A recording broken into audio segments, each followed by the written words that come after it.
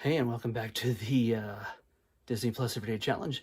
And today we have Star Wars Lego Droid Tales. Lego Star Wars. It's always Lego first. Lego, then Star Wars. Droid Tales, in this case. It's a 5-episode series from 2014, 2015. And obviously, if you know what the Lego Star Wars brand tends to be, is much more, I don't know, lighthearted, much more humorous take on the whole Star Wars saga. And in this case, we get a bunch of stories from C-3PO.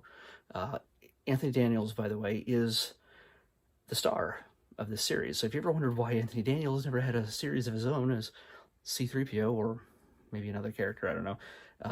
Well, here you go. This is an all Anthony Daniels in every episode, all 5. It's not a bit long series. It's the only other actor from the saga that you'll recognize the voice of is Billy D. Williams as Lando Calrissian. So he does his own voice in this as well. So that's kind of neat. Other than that, everybody else is sort of other people doing the voices. Droid Tales, yes, it's the story of the droids. The story of the saga as we know it. The first 6 films from episode 1 on through 6. Done from C-3PO's point of view. It goes a little way away from that every once in a while, so it's not really... There's stuff that's in there that C-3PO couldn't have known, so I don't know really how well that's true, that it's a droid's tale.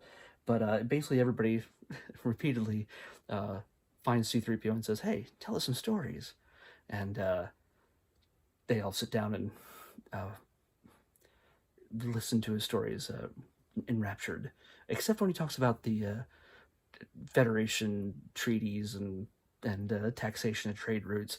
They immediately fall asleep. So what you get there is a lot of spoofing, a lot of humor at the expense of the Star Wars saga. And yes, I know you're going to say, well, wasn't his memory erased in episode 3? Yes, but they find a way around that.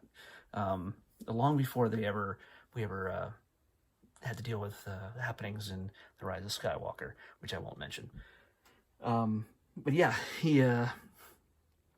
C-3PO basically tells the entire saga story over 5 episodes.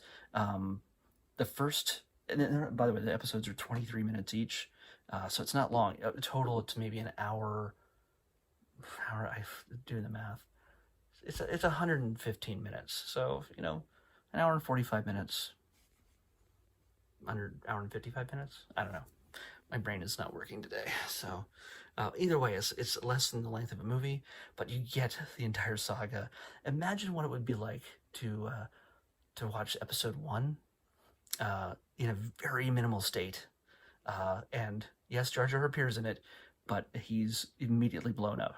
So yeah, they take some liberties with the story, translating it in a way that's quick and funny and hits all the high points, but also takes jabs at a number of different things, including like stormtroopers not being able to shoot. So the first episode actually covers episodes 1 and 2. The second episode takes care of episode 3, Rebels, and episode 3. I don't know. It all spreads out. They actually handle the Rebels animated series. The characters from that make an appearance, so it has a neat little crossover with that.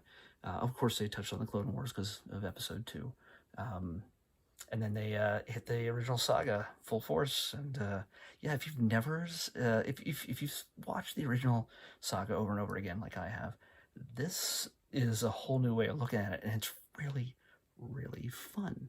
I'm surprised it's taken me this long to realize this thing exists. Nobody talks about it. So, if you're on Disney Plus, seriously, blow less than 2 hours running through these 2 episodes. And if you're a Star Wars fan, you are going to get a huge kick out of this. It's really, really fun. I'm going to take a look here real quick. Exit from Endor.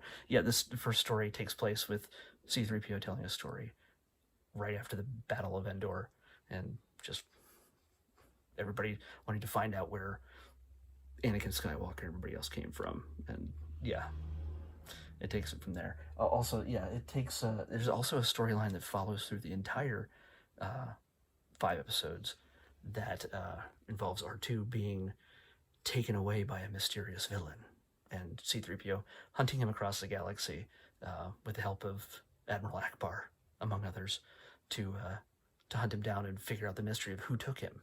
But we got Exit from Endor, Crisis on Coruscant, Mission to Mos Eisley, Flight of the Falcon, Gambit on Geonosis.